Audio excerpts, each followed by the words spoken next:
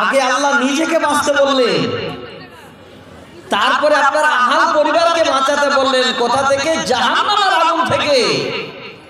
এবার আহাল বা পরিবার কাকে বলা হয়? হাদিসটা যখন পড়েছি আপনাদের একটু পড়ে রেখেছি, ওই হাদিসে আহাল শব্দটা আসবে তখন ভালো করে বলে দেব। আমরা সাধারণ আহাল বা পরিবার বলি 2 ছেলে 4 মেয়ে, আপনার বিবি, আপনি এক বাড়িতে বসবাস করেন, এই সবাইকে নিয়ে একটা সুন্দর পরিবার, তাই কিনা? বুঝতে পারলেন কিনা আপনারা? আমি বাংলায় বলছি, আপনারা উর্দুতে কি বলেন জানি না, তো আগেই বলছি একটু সচেতন হবেন, কথাটা বুঝতে পারলে ভালো লাগবে। তো আল্লাহ কি বলছেন? আগে নিজে বাঁচো, তারপরে তোমার আহাল পরিবার মানে ছেলে মেয়েদের, সন্তান সন্ততিদেরকে জাহান্নামের আগুন থেকে বাঁচাও। আল্লাহ কত দয়া! এত সুন্দর করে কেন বাঁচতে বললেন, বাঁচাতে বললেন? আল্লাহ রাব্বুল আলামিন বলেন, বান্দারে এই জন্য তোমাদের বাঁচতে বললাম, বাঁচাতে বললাম। ওয়াকুদুহান নাস ওয়াল হিজারাতু, আল্লাহ বলেন বান্দা আমার জাহান্নামের ইন্ধন, আমার জাহান্নামের জ্বালানি, আমার জাহান্নামের লকড়ি আমি বানাবো। পৃথিবীর বুকে এই সমস্ত মানুষ এবং পাথর দ্বারাই আল্লাহ এখানেও যেন আমাদের সতর্ক করে দিলেন, বান্দারে তুই নিজে আগে বাঁচ, তারপরে তোমার ছেলে মেয়েদেরকে বাঁচা আমার জাহান্নামের আগুন থেকে। কারণটা হলো আমার জাহান্নামের ইন্ধন হবে এই মানুষ এবং পাথর। এই সুন্দর রূপ লাবণ্যের মানুষকে দিয়ে আল্লাহ জাহান্নাম জ্বালাবে। আছেন কোথায়? আজকে আপনাদের এই জালসাটার আমি আমার পুরো পশ্চিম বাংলায় নাম করবো ইনশাল্লাহ, সুনাম গাইব। আমার কানে একটা খবর এসেছে, সত্যি না মিথ্যা জানি না, এই জালসায় আপনারা দোকান বাজার বসতে দেননি, কথাটা ঠিক? আলহামদুলিল্লাহ, আলহামদুলিল্লাহ, সুম্মা আলহামদুলিল্লাহ। আমি দোয়া করছি, কথাটা ভালো করে মিলিয়ে নেবেন। 1000 জন আসার দরকার নাই, যদি 500 জন আসে আর ঠিক মতো বসে কোরআন শুনে, তাতেই যথেষ্ট হয়ে যাবে এই বাজার বসার থেকে। আজকে দেখবেন আপনাদের এই বনগামা নাকি যে মাদ্রাসার নাম, এরিয়ার মধ্যে ঐতিহাসিক জালসা হবে, যে জালসাতে না কোনোদিন লাদানানি বেড়াতে হবে, না কোনো খাওয়াতিনকে এই দিকে ঘোরাতে হবে দোকানের জন্য। খালি একটু গাইড করবেন, আমার মায়েরা পর্দার ভিতরে যেন ঢুকেন, আর কোন যুবতী নারী রাস্তাঘাটে আসতে গিয়ে কোনো বদমেজাজ, কোনো এই রকমের শয়তান যেন ওই মেয়েদের দেখে কোনো রকমের টিটকারি না মারে, তাদের সঙ্গে ঝামেলা না করে। এতটুকুন ঝামেলা হলে পুরো একদম মজলিসটাকে নষ্ট করে দেবে। সচেতন থাকবেন কমিটির লোক। আমি আজকে কথা দিচ্ছি আপনাদের, 3 জন বক্তা আমরা আজকে আপনাদের কাছে এসেছি, আরো আছে। এই 3 জন এই জন্য বললাম, মাঝে টাইমগুলো আমাদের যেহেতু ভালো টাইম আছে, যদি 2 ঘন্টা করে আপনারা শুনতে পারেন তো এখানেই 3টা বেজে যাবে। খালি ধৈর্য আপনাদের, আমরা বলতে পারবো, তার জন্য এসেছি ইনশাআল্লাহ। আপনাদের খালি শোনার অপেক্ষা, শুনবেন। তাহলে আয়াতটা কোথায় ছাড়লাম? আল্লাহ বলছেন আমার জাহান্নামের ইন্ধন আমি করব এই মানুষ এবং পাথর দ্বারাই। আল্লাহ আরো বলছেন, বান্দা শোন, আলাইহা মালাইকাতুন গিলাদুন শিদাদুন লা ইয়াসুনাল্লাহা মা আমারহুম। আল্লাহ বলেন বান্দারে আমার ওই কঠিন জাহান্নামকে আমি ওই সমস্ত আমার ফেরেশতাদের দায়িত্ব দিয়েছি। যেই ফেরেশতা এতই কঠিন মেজাজি, যেই ফেরেশতা এত কঠিন হৃদয়ে, তারা এমন করে আমার ওই কথাগুলো যেন আমার মেনে লা ইয়াসুনাল্লাহা মা আমারহুম, আমার কথার কিঞ্চিত পরিমাণ তারা ডাইনি গলে করে না ওয়া ইয়াফআলুনা মা ইউমারুন আমি যা করতে বলি তাই করে আল্লাহ রাব্বুল আলামিন বলছেন ওরে বান্দা আমার ওই জাহান্নাম থেকে আগে তুই নিজে বাঁচ তারপরে তোর আহল পরিবারকে জাহান্নাম থেকে বাঁচা। এক নম্বর দায়িত্ব হলো বাবাদের। আজকে যারা বাবা আছেন ভালো করে শুনবেন, আমরা আলোচনা করতে যাই তখন কোনো বাবা বুড়ো মানুষ ঘরে গিয়ে কানে ফুসফুস করে বলে না একটু বাবা মায়ের বক্তব্য রাখেন তো জি, ছেলেরা বাবা মাকে দেখতে চায় না।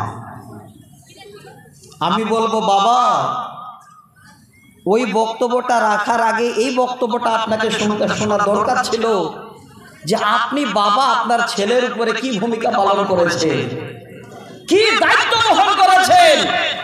আল্লাহর কসম করে বলছি আজকে যারা নতুন বাবা হয়েছেন, যেই যুবকেরা আমার মতো এখানে দু ছেলের বাবা আছেন, আমি আপনাদের কোরআন হাদিসের দলিল দিয়ে বুঝাচ্ছি বা শোনাচ্ছি, আপনি যদি সচেতন বাবা হয়ে যেতে পারেন আপনার ছেলেটাকে মা বাবার ওয়াজ শোনাতে হবে না। দেখবেন ওই ছেলেটাকে ছোট থেকে আপনি যদি লালন পালন করতে পারেন, আপনি যখন বুড়ো হয়ে যাবেন ঠিক অনুরূপ ওই ছেলেটা আপনাকে লালন পালন করবে। কথাটা ভুল না ঠিক বলেন?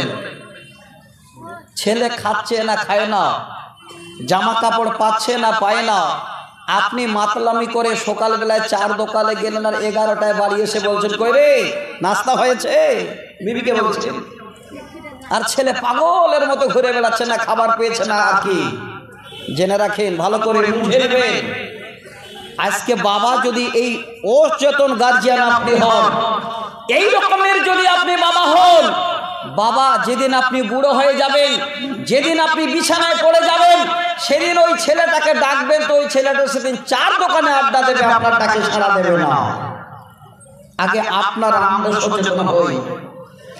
এই তাকরীরটা এই জন্য আমি করছি, আজকে আমার মনটাকে ভরিয়ে দিয়েছে বনগাঁও মাদ্রাসা।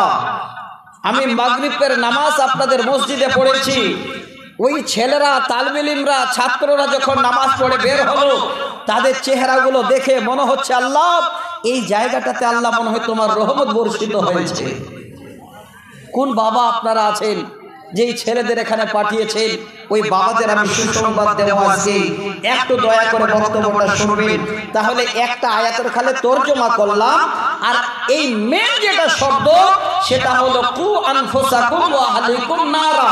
আল্লাহ বলছে নিজে জাহান্নাম থেকে বাঁচো, তোমার সন্তান সন্ততিদেরকে জাহান্নামের আগুন থেকে বাঁচাও।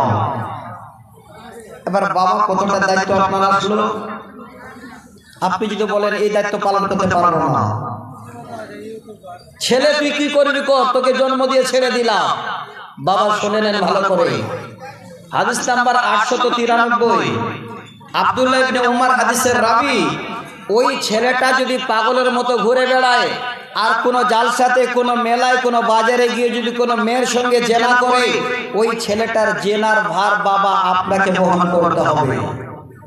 শুনে আমি হাদিস শোনাই, নবীজি বলেন কুল্লুকুম রাইন ওয়া কুল্লুকুম মাসউলুন আন রাইয়াতিহি। আল্লাহ পাক আমাদের প্রতিনিধি বানিয়েছেন, কিয়ামতের দিনে আল্লাহ আমাদের এই সম্বন্ধে সেদিন আমাদের কাছে হিসাব নেবে। আমভাবে কথাটা প্রথমের হাদিসে বলা হলো। এবার শুনবেন, তিনটি শব্দ আপনাদের শোনাচ্ছি, শব্দগুলোর কত দাম কত মূল্য। নাম্বার 1, নবী বলছেন ফাল ইমামু রাইন ওয়া হুয়া মাসউলুন আন রাইয়াতিহি। যারা হলেন ইমাম, ইমাম মানে মসজিদের ইমাম মনে করিয়েন না যে মাওলানা রায় ধরা পড়ে যাবে। ইমাম শব্দের মানে হলো যারা হলো গ্রামের মোড়ল, যারা গ্রামের মাতব্বর, যারা হলো গ্রামের নেতা, যারা গ্রামের সমস্ত বিচার ফয়সালা করে, যার দায়িত্বে গ্রাম চলে, তাদেরকে ইমাম বলা হয়। আল্লাহর নবী বলেন ওই সমস্ত মুলুকি ইমামকে কিয়ামতের দিনে আল্লাহ জিজ্ঞাসা করবেন, ওরে মোড়ল, হে নেতা, ঘরে ঘরে মাতব্বর, আমি তোমাকে তোমার গ্রামের দায়িত্ব দিয়েছিলাম, এই দায়িত্বের জায়গায় বসিয়েছিলাম, তোমার গ্রামটা কিভাবে চলেছিল, তোমার নেতৃত্বে কেমন তোমার সেই সমস্ত লোকগুলোকে চালিয়েছিলে, আমি আল্লাহ মোড়ল, এবার আমার কাছে আমি, তুমি তাড়াতাড়ি করে রেডি হও, তোমার হিসাব দিতে হবে, উপায় নেই। একটু ধৈর্য ধরেন, বেশি নয় 4 থেকে 5টা হাদিস আমাকে একটু বলতে দেবেন। এটা কোনোদিন মন খারাপ করবেন না যে মাওলানা আসলাম আর আসার পরে আমরা কিছু পেলাম না। 1টা ঘন্টা আপনাদের দাওয়াত দিচ্ছি, জীবনের খোরাক আজকে আপনারা পেয়ে যাবেন। আজকে সচেতন বাবা তৈরি হতে পারবেন, আপনার ঘরে যেন আল্লাহর রহমত বর্ষিত হবে ইনশাআল্লাহ, যদি হাদিসগুলোকে একটু শুনে রাখতে পারে। নাম্বার 2, আহাল কাকে বলে শব্দটা শুনবেন। আল্লাহর নবী আবার বলেন, ওয়ার রাসূল রাইন ফি আহলিহি ওয়া হুয়া মাসউলুন আন রাইয়াতিহি। এই রাজুল শব্দের মানে হলো 1 নম্বরে ধরেন বাবা। হ্যাঁ বাবা, আপনার 4 ছেলে 2 মেয়ে, আপনার বিবি, আপনার পরিবারে, আল্লাহর নবী বলছেন, ওরে পরিবারের মালিক, কিয়ামতের দিনে আল্লাহ পাক তোমার পরিবার সম্বন্ধে জিজ্ঞাসাবাদ করবে।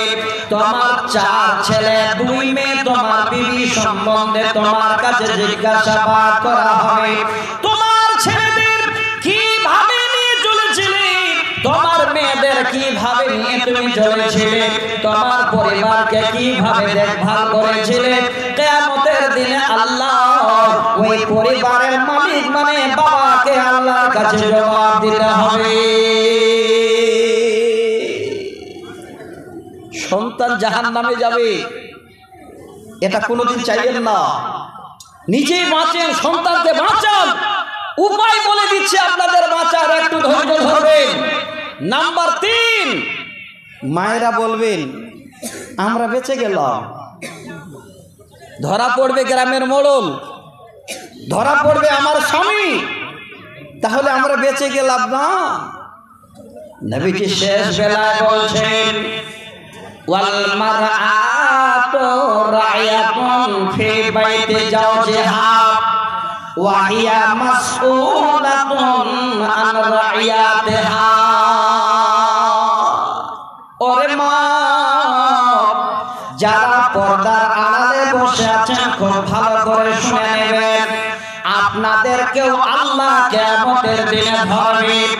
আল্লাহ আপনাদেরকেও সেদিন জিজ্ঞাসা করবে, সওয়াল করবে। কোন সময়ের জন্য সওয়াল করবে? এবার মনে করেন আপনি বাবা, আপনার পরিবারের দায়িত্বগুলো আপনার ঘাড়ে। বাবা যদি দিন রাত বাড়িতে ছেলে মেয়েদের দেখভাল করে, সংসার অচল হয়ে যাবে, সংসারে উন্নতি হবে না, ছেলে মেয়েরা খাবার পাবে না।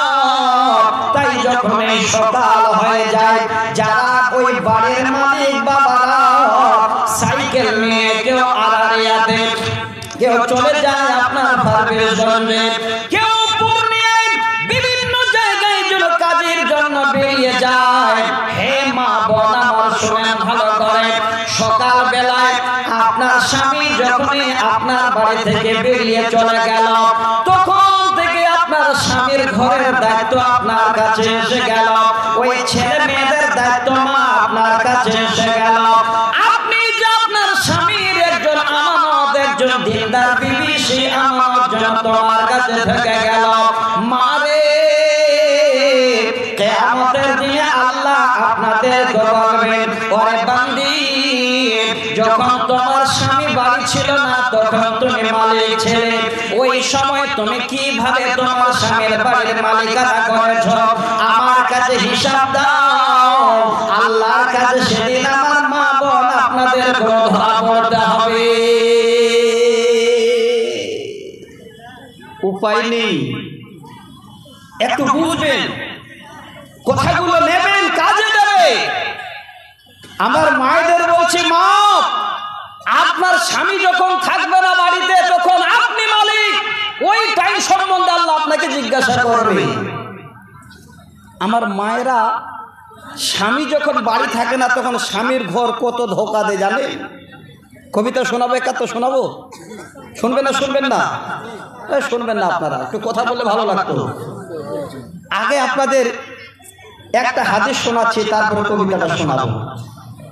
দেখেন হাদিসটা কি, হুজ্জাতুল বেদায় আল্লাহ রাসূল ভাষণ দিচ্ছেন আর এই হাদিসটা শোনাচ্ছেন। কি সেটা?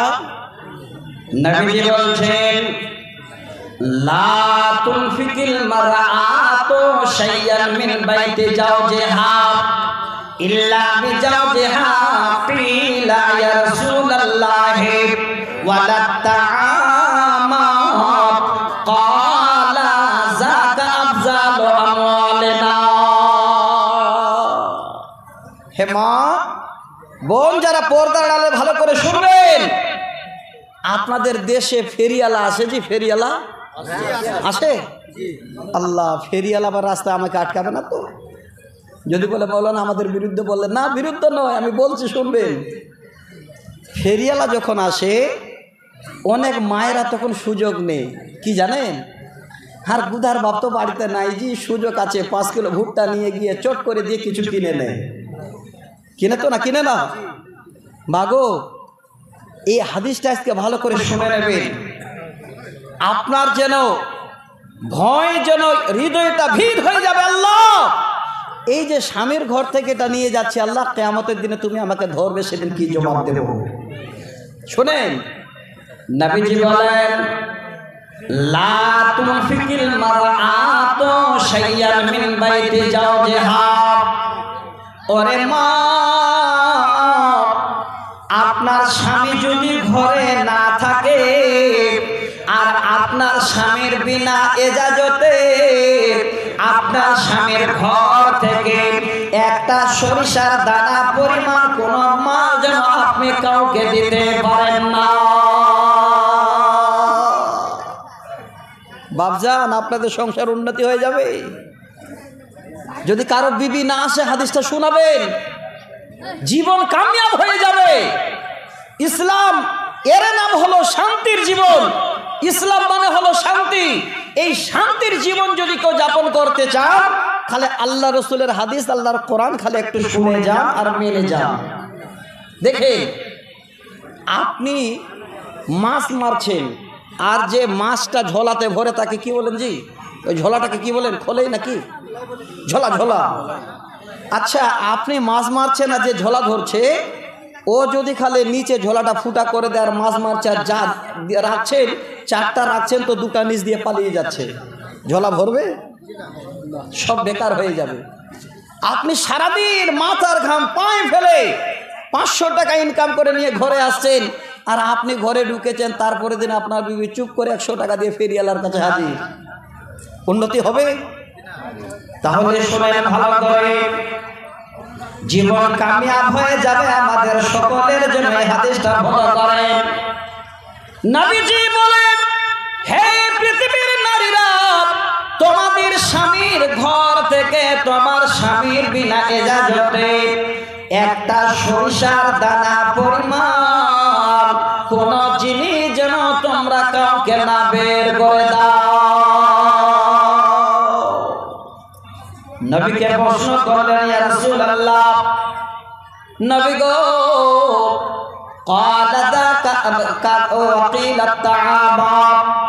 নবীজি, আল্লাহর কাছে এইটুকু কি করা যায় কিনা?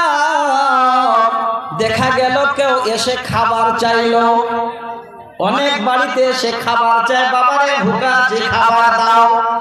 এবার আপনারা নিজে নিজে যদি ফতুয়া বের করেন, যদি সুন্দর করে মশলা আপনারা এইভাবে নিজে বেটে নেন, ভুল হয়ে যাবে। নবীকে বলছেন, নবীজি ওয়াকিলা তাতাআমা, আল্লাহর নবী কো আমরা কি তাহলে খানা কি দিতে পারবো না? নবীজি বলছেন, ক্বালা যাকা আফজালু আমওয়ালিনা, হে বিবি শুনে রাখো, ওরে আল্লাহর বান্দিরা শুনে রাখো, ওই খানাটা হলো তোমার স্বামীর মালের মধ্যে একটা অতি উত্তম মাল, তোমার স্বামীর ধনের মধ্যে একটা অতি উত্তম সম্পদ। যদি কাউকে খানা দিতে হয়, আগে স্বামীর কাছে ইজাজত নাও, স্বামীর কাছে আগে হুকুম নাও। স্বামী বাড়ি নেই, রাজমিস্ত্রির কাছে গেছে, ফোন করে বলেন, ওগো আব্দুল্লাহর বাবা, একজন আমাদের বাড়িতে খাবার চাচ্ছে, 4টা খাবার দিচ্ছে। নবীর হাদিসটার প্রতি আমল হয়ে যাবে। নবীজি বলছেন, বিবি রে, যদি কাউকে খানা দিতে হয়, স্বামীর বিনা ইজাজতে খাবারটা দিও না, কারণ এই খাবারটা হলো তোমার স্বামীর মধ্যে অতি উত্তম সম্পদ। কত সুন্দর জীবন ব্যবস্থা। কিছু কিছু স্বামীর বাড়ি ধ্বংস হয়ে গেল। মায়েরা স্বামীর সঙ্গে যা মহাব্বত আছে তার থেকে ফেরিওয়ালার সঙ্গে বেশি মহাব্বত হয়ে গেছে। 8 দিনে যে 3বার করে আসছে ঘরে গ্রামে, আর 8 দিনে তো 8 দিনে স্বামী বাইরে থাকছে। ওই ফেরিওয়ালা এসে যদি খালি একবার ডুকডুকি বাজিয়ে দেয়, কাজ ছেড়ে দিয়ে বাচ্চা কাচ্চা ছেড়ে দিয়ে দেখা করে আসবে, একবার মিলিয়ে নেবেন। যদি ভুল হয় তাহলে আমাকে বলবেন, মৌলানা ভুল বলছে। এর থেকে বড় দলিল আপনাদের আরো দিতে পারবো কি হচ্ছে জামানায়। কিন্তু আমি একটু অনুরোধ করছি, বাবা, এটা আপনার দায়িত্ব, সন্তান প্রতিপালন আপনি করবেন, আর এই সন্তানটা আগামী দিনে আপনার চক্ষু ঠান্ডা করে দেবে।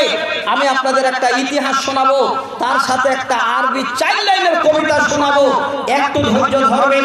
এবার 2 নম্বর হাদিস, সহিহ বুখারী শরীফের হযরত মুআক্কাল বিন ইয়াসার রাদিয়াল্লাহু তাআলা হাদিসের রাবী, 7150 নম্বর হাদিস। এই হাদিসটা শোনেন ভালো করে, যারা বাবা আছেন আপনারা ধরা পড়ে যাবে। অনেক বাবা 4 ছেলে 3 মেয়ে জন্ম দিয়ে বলছে, আমি আর এগুলো ঝামেলা করতে পারবো না জি, তোমরা কি করবে করে খাও। বলুন, আছে না? না, সকাল হলো, 4 দোকানে গেছিল, 11টার সময় বাড়ি ফিরছে। এটা মনে হয় আপনার এই জন্ম দেওয়াটাই কাজ ছিল, আর কোনো দায়িত্ব নেই আপনার। তারবিয়াতে আওলাদ নামে যে মাজমুনটা আমি বলছি শুনবেন, এর মধ্যে 2য় হাদিস। কোন বাবা শুরু থেকে শেষ পর্যন্ত যদি সন্তানকে ধোঁকা দিয়ে দিল, তার দায়িত্ব পালন না করলো, শুনে নেন ভালো করে, আল্লাহর জান্নাত বাবা আপনার জন্য নয়, আল্লাহর জান্নাত যাওয়া আপনার জন্য হারাম। একদম সহিহ বুখারীর হাদিস। গুগল খুলেন, মোবাইলে সার্চ দেন, হাদিস নাম্বার বললাম, হাদিস নাম্বার টুকেন, না হলে আমি ইবারতটা পড়ছি, ইবারতটা লিখে এখনই হাদিসটা আপনাকে দেখিয়ে দেবে কোন বাবে আছে, সেই হাদিসটা কত মানে মজবুত, সব দেখিয়ে দিয়ে আপনাকে আমি আবার শোনাচ্ছি, শুনেন। নবী বলেন, মা মিন আবদিন ইয়াস্তারইহিল্লাহু রাইয়াতান ইয়ামুতু ওয়া ইয়াউমা ইয়ামুতু ওয়া হুয়া গাশুন লিরায়াতিহি। আল্লাহর নবী বলছেন, আল্লাহ পাক যাদের প্রতিনিধি বানিয়েছেন, মানে বাবা, আপনারা ভুলে যাবেন না এই প্রতিনিধি হলেন বাবা। সেই বাবা জন্মের পর থেকে আপনি হলেন নেগরান বা নেগরান, আপনি হলেন ওই বাচ্চার দায়িত্বশীল বাবা। আপনি বাচ্চার যদি নিগরানি না করেন, দেখভাল না করেন, আপনি যদি ছেড়ে দেন আর বলেন আমি এই ছেলে মেয়ে জন্ম দিয়েছি আর আমার কোনো দায়িত্ব নেই, এই করে করে শেষ পর্যন্ত আপনি ছেলেদের এইভাবে করে যেন দুনিয়ায় কাটালেন। ইয়াউমা ইয়ামুতু ওয়া হুয়া গাশুন লিরায়াতিহি, আপনি শেষ পর্যন্ত সেই বাচ্চাদের ধোঁকা দিয়ে চলে গেলেন। আল্লাহ রাসূল বলছেন, ইল্লা হারামাল্লাহু আলাইহিল জান্নাত, হে বাবা, আপনার জন্য আল্লাহর জান্নাত আপনি বাচ্চা জন্ম দিলেন, তার দেখভাল করলেন না, বাচ্চাদের সঙ্গে ধোঁকাবাজি করে চলে গেলেন। এই জন্য নবী বলছেন ইল্লা হারামাল্লাহু আলাইহিল জান্নাত, ওই বাবার জন্য আল্লাহর জান্নাত হারাম। কত সচেতন গার্জিয়ান হবেন দেখেন। এবার আপনাদের শোনাই সহিহ বুখারী মুসলিমের একটা হাদিস, ঠিক জায়গায় চলে আসবো। হাদিস নাম্বার 1631। হাদিসের রাবি হযরত আবু হুরায়রা রাদিয়াল্লাহু তাআলা আনহু। হাদিসটা পড়ছি, আলেম ওলামারা সবাই হাদিসটা মেন টাইমটাতে পড়েন আর মেন 1 নম্বর শব্দটাকে নিয়ে আলোচনা করেন। আমি 3 নম্বর শব্দটা আলোচনা করব, তবে এই হাদিসের ভিতরে আজকে পুরো স্মৃতিটা আপনাদের আমি তুলে দেব। হাদিসটা কি? নবীজি বলেন ইজা মাতাল ইনসানু ইনকাতা আনহু আমালুহু। হাদিসটা শুনবেন সব, যেন আজকে আমরা এখানে পেয়ে যাব। আল্লাহ রাসূল বলেন মানুষ যখন মারা যায় ইনকাতা আনহু আমালুহু, দুনিয়ার সমস্ত আমল ওই মৃত ব্যক্তির জন্য মুনকাতা হয়ে যায়। দুনিয়া থেকে ওই সমস্ত আমল তার জন্য এবার ছিঁড়ে যায়। দুনিয়ার কোন আমল যেন মরার পরে সে মৃত ব্যক্তি পায় না। তাহলে মাঝখানে একটা কিন্তু আছে, ওই কিন্তুটা আপনাদের বলছি। আল্লাহ রাসূল বলছেন মানুষ যখন মারা যায় দুনিয়াবি সমস্ত আমল তার জন্য বন্ধ হয়ে যায়, আর কোনো আমল সে পায় না। কিন্তুটা কি?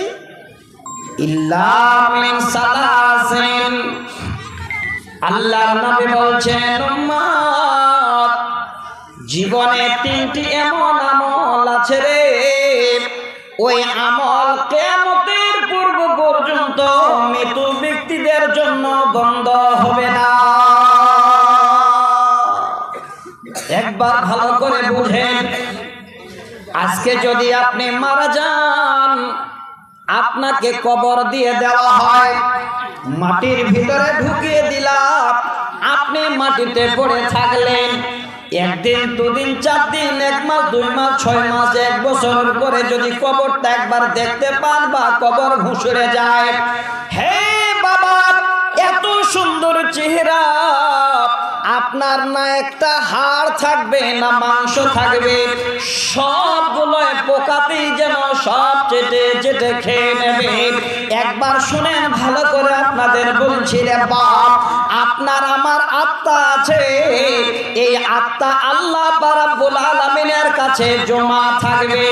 নবীজি বলছেন যেই ব্যক্তি এবার মারা গেল, দুনিয়াবি সমস্ত আমল বন্ধ হয়ে গেল, কিন্তু 3টি এমন আমল আছে জীবনে বন্ধ হবে না কিয়ামতের আগে পর্যন্ত। 1 নাম্বার হলো ইল্লা মিন সালাসিন সাদাকাতিন জারিয়া। প্রথম নাম্বার হলো সাদাকায়ে জারিয়া। যদি কোনো আল্লাহর বান্দা মনে করেন আল্লাহ তুমি আমাকে অনেক ধনমাল দিয়েছো, অনেক সম্পত্তি দিয়েছো, আল্লাহ আমি একটা রাস্তার ধারে বিশাল গাছ লাগিয়ে দিলাম, গাছ বড় হয়ে গেল, আপনি মরে গেলেন, গাছের ছায়ায় লোক বসবেন, কি পেতে থাকবেন। আপনি একটা টিউবওয়েল দিয়ে দিলেন, আপনি মরে যাবেন, আপনার ওই টিউবওয়েলে লোকে পানি পান করবে, আপনি যেন পেতে থাকবেন। এই রকমের নবীর মাদ্রাসা, যেখানে সকাল সন্ধ্যায় কোরআন তেলাওয়াত করা হয়, এই মাদ্রাসা থেকে যাবেন, আপনি মরে যাবেন, হাড় মাংসগুলো পোকাতে খেয়ে নেবে। নবীজি বলছেন এই সাদকায়ে জারিয়া আপনার আত্মার খোরাক হয়ে কিয়ামতের পূর্ব পর্যন্ত থাকবে। এই জারিয়া কোনোদিন কিয়ামতের আগে পর্যন্ত বন্ধ হবে না। সব ছেড়ে চলে যেতে হবে গো, কিছুই সাথে যাবে না। যে জামাটা পরে আছেন একটা দামি, এটাও দেবে না। কি দেবে আপনাকে? সুন্দর করে সাদা কাফন পরিয়ে দিয়ে সারা জনমের মতো বিদায় দেবেন। আমি 1-2টা কবিতা লিখেছি, আপনাদের শোনাবো। আগে মেন জায়গাটাতে একটু চলে আসি। তাহলে 1 নাম্বার হলো সাদকায়ে জারিয়া। আচ্ছা বলেন, এর থেকে সব থেকে বড় ভাগ্যবান দুনিয়াতে আর কে আছে? আপনি এখন হাত বাড়াবেন, মরে যাবেন, হাড় মাংস কিছুই থাকবে না, যতদিন কিয়ামত হবে না আপনি তার বিনিময় পেতেই থাকবেন।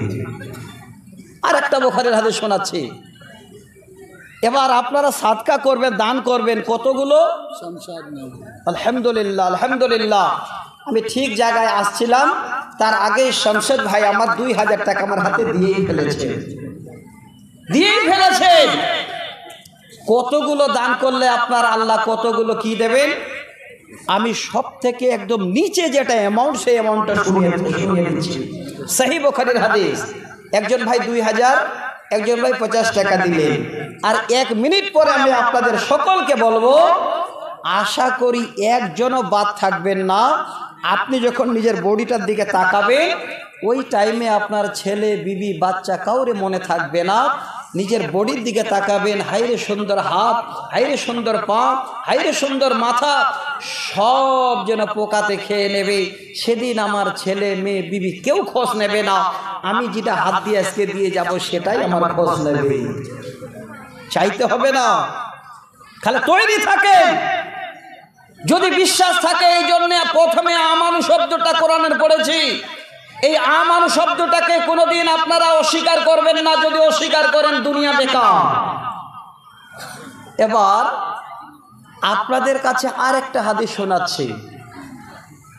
সব থেকে ছোট যদি একটা দান করেন, দানটা কেমন হবে? নবী বলছেন, মান তাসাদ্দাকা বি'ইদমি তামরাতিন মিন কাসবিন তাইয়্যিবিন।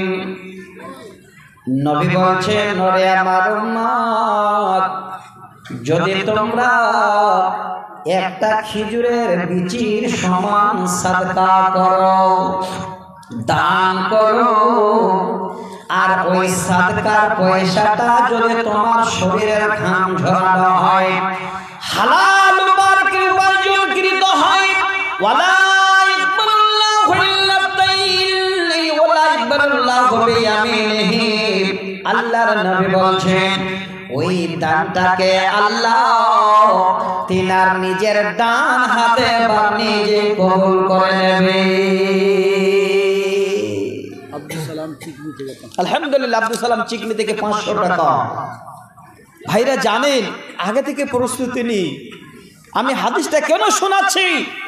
আমার ছোট ছেলেরা, ছোট ভাইরা, ছোট বাপেরা, আমার যারা আমার ছেলের ছোট বয়সে, তাদেরও বলছি, যদি 10টা টাকা পকেটে থাকে তো ইনশাল্লাহ রাখবে না। দেখেন, যদি হাদিস কোরআন শোনেন, মানেন। আল্লাহ কি বলছেন? ওই ছোট দানটা আল্লাহ নিজের ডান হাতে কবুল করেন। এর থেকে বড় ভাগ্য আর কি হতে পারে? দান আল্লাহ নিজেই যেন ডান হাতে নেবেন। নবী বলছেন, উম্মত, ওই দানটা আল্লাহ কবুল করে নিয়ে চুপ করে রেখে দেবেন না। সেই দানটাকে আল্লাহ রাব্বুল আলামিন কেমন করবেন? যেমন একটা গাভী বাছুর দেয়, বাছুর এবার জন্মের পরে আস্তে আস্তে আস্তে বড় হয়। আল্লাহ রাসূল বলছেন, ওরে আমার উম্মত, ওই খেজুরের বীজের সমান দান আল্লাহ নিজের হাতে কবুল করে নিয়ে সেটাকে এবার বাড়াতে লাগবেন। বাড়াতে বাড়াতে হাত্তা তাকুনা মিসলাল জাবাল, ওই ছোট দানটাকে আল্লাহ বাড়াতে বাড়াতে, ছোট সাদকাকে আল্লাহ বাড়াতে বাড়াতে আপনার অ্যামাউন্টটা একটা বিশাল পাহাড়ের সমান আল্লাহ বানিয়ে দেবে। এর থেকে ভাগ্যবান আর কে আছে বনগামাতে? এর থেকে আর বানসিব কে আছে আল্লাহর এই জমিনে বনগামার গ্রামের মানুষের থেকে? হাদিসটা আপনাদের শোনালাম, আপনারা ভাগ্যবান। যদি এখনই আমল শুরু করে দেন, আল্লাহর কসম করে বলছি, আপনার যদি ঘাম ঝরা, রক্ত ঝরা যদি টাকা হয়, এই মাদ্রাসায় যদি আজকে আপনি হাত বাড়িয়ে দিতে পারেন, কিয়ামতের দিনে ওই অল্প টাকাটা পাহাড়ের সমতুল্য দেখতে পাবেন। এর বিনিময়ে